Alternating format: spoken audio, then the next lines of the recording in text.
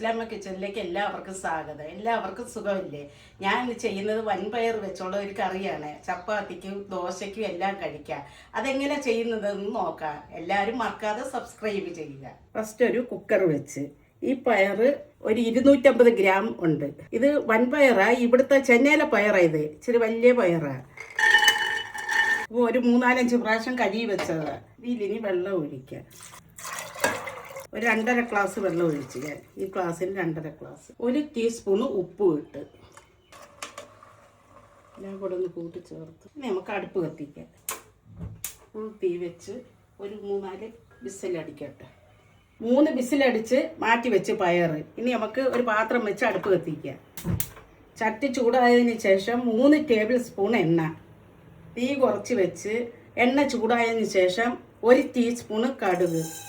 കടുക് പൊട്ടിയതിന് ശേഷം ഒരു മീഡിയം സൈസ് സവാള. ഇത് നമുക്കൊന്ന് വഴറ്റിയെടുക്കാം. 1/2 ടീസ്പൂൺ ഉപ്പ്, നമ്മൾ പയറിൽ ഉപ്പ് ഇട്ടതാ.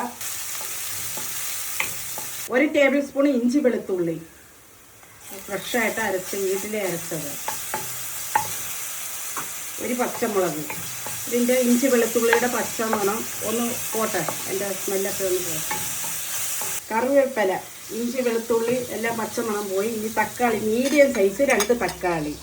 നമ്മൾ തക്കാളി, ഉള്ളി എല്ലാം, ഇഞ്ചി വെളുത്തുള്ളി എല്ലാം വഴറ്റിയെടുത്ത് ഇനി നമ്മുടെ മസാല സാധനങ്ങൾ ചേർക്കുക, പൊടികൾ ചേർക്കുക. 1/4 ടീസ്പൂണ് മഞ്ഞൾപ്പൊടി, 1 ടീസ്പൂണ് ഗരം മസാല, 1 ടീസ്പൂണ് പെരിഞ്ചീരകം പൊടിച്ചത്, ഒരു 2 ടീസ്പൂണ് മുളക് പൊടി, ഇത് ചേരുവയുള്ളതാണ്, 3 ടീസ്പൂണ് മല്ലിപ്പൊടി.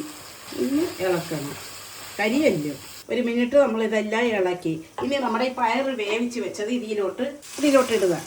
ഇനി തീ ഫുള്ളേ വെക്കാം. എല്ലാം കൂടെ കൂട്ടിച്ചേർത്ത് ഇനി മൂടി വെച്ച് നമുക്ക് വേവിക്കാം. നമ്മൾ അടുപ്പ് ഓഫാക്കി 5 മിനിറ്റായി.